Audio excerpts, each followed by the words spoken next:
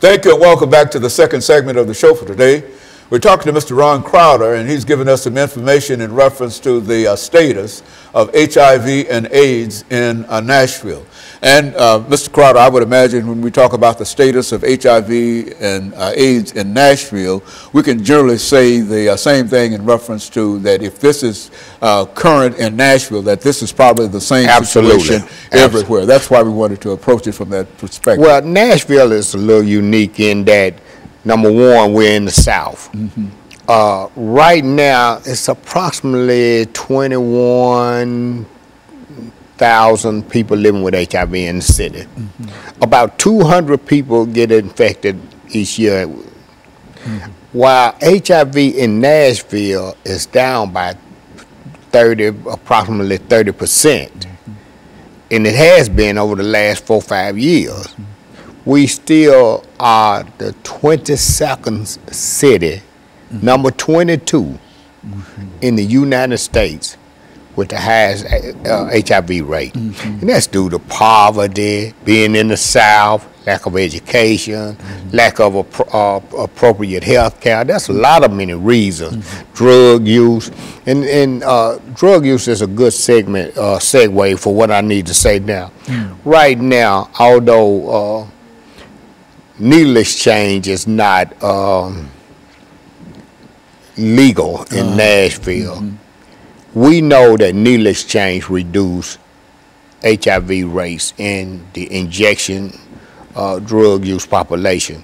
So street works, you know, we just had to be proactive on that front. So we do provide sterile syringes for people who are actively using. While we don't condone drug use, we do know that they're going to use drugs whether they have clean needles or not. So in order to reduce HIV infection rates, we provide sterile syringes for people who are actively using, but we also offer them information and try to help them move to get into drug treatment. And we do that. Also the same thing with hepatitis C. We have probably 50 or 60% hepatitis C positivity rate in our testing. Now, what do you mean when you say HIV and this? You've got another disease that you hepatitis C. Hepatitis C. Now, what is that all about? Hepatitis C is a disease that affects the liver. So people would have, like me, I had hepatitis C. The good thing about me, and I've just been blessed by the Lord, I was able to stick around, or the Lord kept me living long enough to see a medication that come through that people could tolerate. When I first came on the show, I had hepatitis C, but the only drug they had was interferon, and it was horrible. People would rather die than to take that drug, and a lot of them did. But now they have a new drug on the market that clears hepatitis C in 12 weeks. You take the pill for 12 weeks. Granted, I'm still blessed because I'm a veteran, but the pill cost, that 12-week supply of that drug cost $96,000. But because I'm a veteran, I was able to get it. And a lot of people is able to get it too. One way or the other. But there's still several people that drug is out of range for them. But thank God that now I'm cured of hepatitis C. A lot of my friends died with hepatitis C because they had cirrhosis of the liver.